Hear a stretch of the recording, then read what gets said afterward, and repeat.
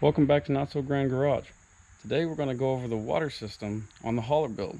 We're going to go over all the details of what it took to get it up and running, all the components of it, and just see if we can make it easier for you guys to understand what it takes to get a functional water system on your bus. Let's get started.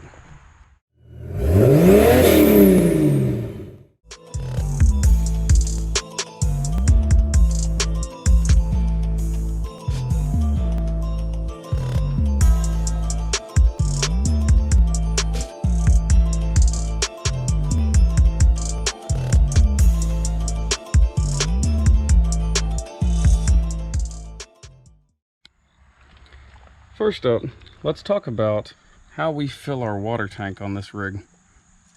We've got a locking gravity fill set up out here. It's just real simple, nothing to it. Open the cap, you can fill it up with a water hose. It's got your little vent line right here. Nothing to this. See, we wanted something that was a little secure.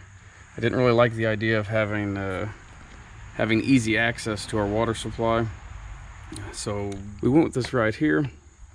Got it off Amazon fairly cheap. Just adds a little bit of security to the fill on our water tank. Also, we've got our city water attachments. We've got water spigots on both sides of the bus, and you can hook up your water hose here and actually back supply the entire water system and give it city water pressure. Here's where our outside water fill, or the gravity fill, comes through the sidewall of the bus. It's really simple, just cut a hole through the wall, nothing special there. 1.25" RV flexible fill line, 1/2" ID vent tube. Vent tube size is very important because if you get a vent that's too small, the water will end up backfilling this fill line and you'll have a lot of trouble filling this tank up with a hose or from the outside. So anyways, we come down the 1.25" right into the top of our tank. And you might be wondering what we're going to do here. Well, we'll be building an armrest here on the side of our couch slash bed that will cover all this up.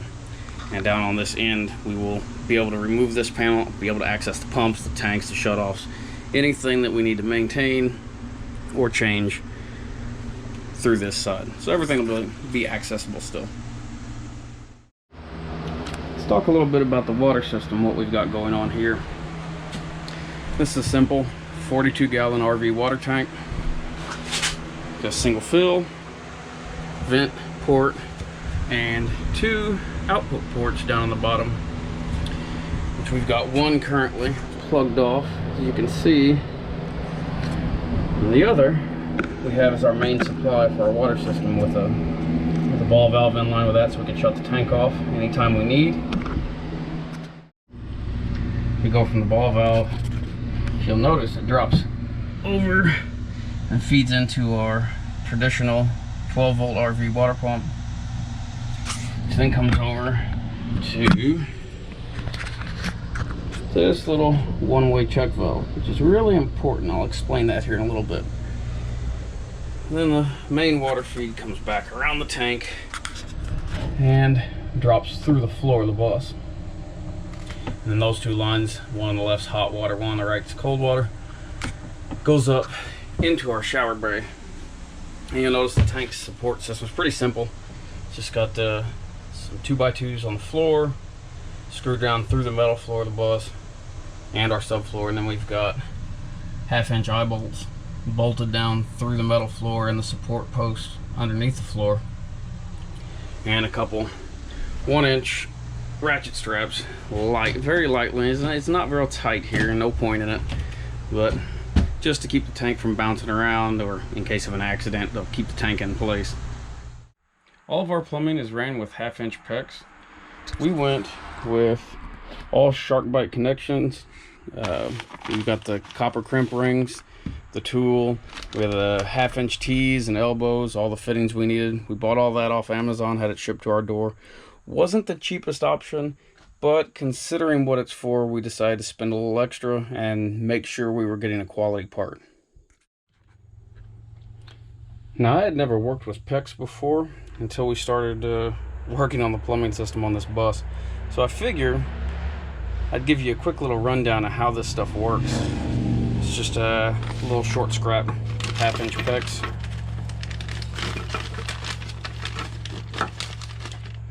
The 1/2-inch barb fittings.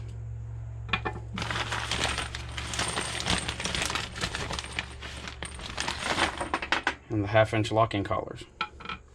This is the crimp tool for those collars. And basically, your locking ring goes on first. Slip it onto your barb, which is not a super snug fit. It's tight, but it's not really tight. Your locking ring slips up to the end. And then you compress that locking ring.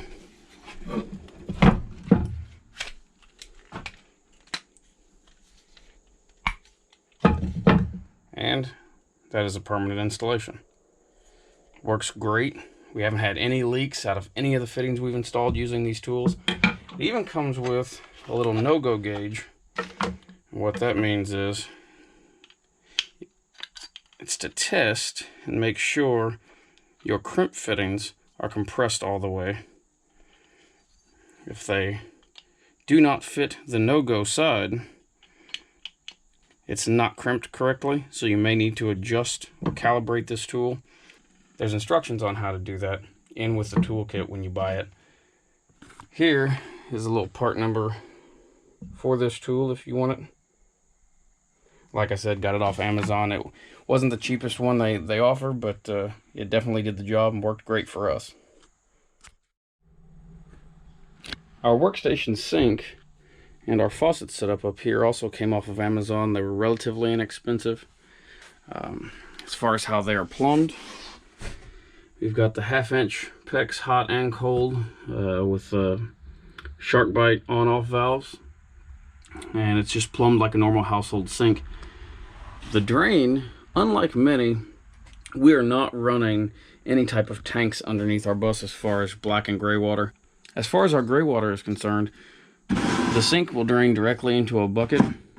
We'll be able to dump it where it's legal, so we won't have any problems there. Don't have to worry about emptying a gray water tank or having to find a dump station. It just makes things simpler for us. Now for our shower stall, we also plumbed this with 1/2-inch PEX. This is a traditional shower valve. Very simple operation. We did go with an RV shower head. Reason being is because it has an on-off switch for the water control right here on the head. So this helps eliminate water waste. So when you're taking a shower and you don't have to have the water running, you don't have to reach down and shut off the valve. You just hit this switch right here. It shuts off water flow. Makes it simpler and less water waste. For our toilet, we decided not to install a permanent toilet or a black water tank. What we ended up going with is a Thetford porta potty. It's called the Thetford Curve. I believe the model's a 550. It's got a tank on the bottom. It's got a water tank built into it, so you've got fresh water on here as well. It's a powered flush setup. It's got storage for toilet paper. It's very simple, easy to use. It's just one less tank to worry about. It also has a nice locking base that the whole unit locks down onto while in motion. We won't be keeping the toilet in the shower stall while we're driving down the road. I believe we'll be mounting the locking base under the kitchen sink, and that way while we're in motion it can just sit in place under the sink, lock down, and whenever we get into position or where we're parked, we can unlock it, sit in the shower stall whenever it's needed. Makes it simple. Here's the instant hot water heater we're using on our rig. It too's plumbed with 1/2-inch PEX. Got the hot outlet, the cold inlet, and this is just a temporary setup for our testing of the propane system. Make sure this was working as it should, which everything worked great. This unit we got off of eBay, I believe. We spent $80 or $90 shipped to our house. So far we haven't had any issues with it, and from the research I've done, they're good little units. They do have some quality control issues, so if you get a bad one out of the box, I mean, it is what it is. But like I said, so far this one hasn't given us any issues at all. Here we are under the bus, just to show some of our plumbing runs. It's going to be kind of hard to see. I may put some pictures in place of the video here because we've painted under here since running all this. But it's just ran down through the floor. Again, we won't be running this in the winter when it's freezing out, so I'm not overly worried about lines freezing and everything else. We'll be winterizing it when we're not using it, so that's not a big deal for us. Also, as I was talking about with our drains, we're not running a black tank or a gray tank. So this is the drain from our shower, which I have an extension hose that goes on this outlet right here. Well, let me drop it down into a 5-gallon bucket so we can drain it where it's legal to do so, where it won't cause any problems. And that should pretty well cover our water system on the toy hauler build. Like I said before, this stuff's not rocket science. It's not very complicated. It may look a little bit more complicated than it is, but it really isn't. Hopefully this gives you an idea of how it goes together and helps you get yours set up and working. I believe our next video will probably be covering the electrical system. We'll break that down and go over some of the details of that. Also, we'll probably put out a couple little update videos. We've done quite a bit of work on the inside. Got that armrest on the couch finished up. I got the kids' seat mounted and got their seat belts in and everything else. So yeah, just keep an eye out for those videos. Thank you for watching. Please subscribe.